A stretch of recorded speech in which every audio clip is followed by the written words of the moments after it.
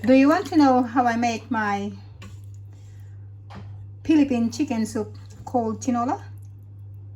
This is with a twist, my own twist.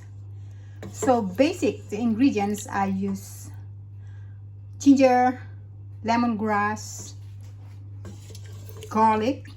I use 1 whole garlic. I also add bay leaf and peppercorn. For the vegetable, I have cauliflower, celery, carrots, green beans, aubergine, and green pepper. It's not spicy at all. I also add mixed herbs. Is it spicy? Parsley, rosemary, Yeah. and thyme. Yeah. This is super healthy, Yeah. you know. Yeah.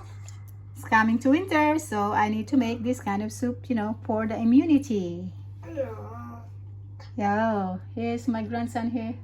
That's Second opinion, what do you think? I think yummy. Oh, yummy. Good. You want some? No, that is anything. Yeah.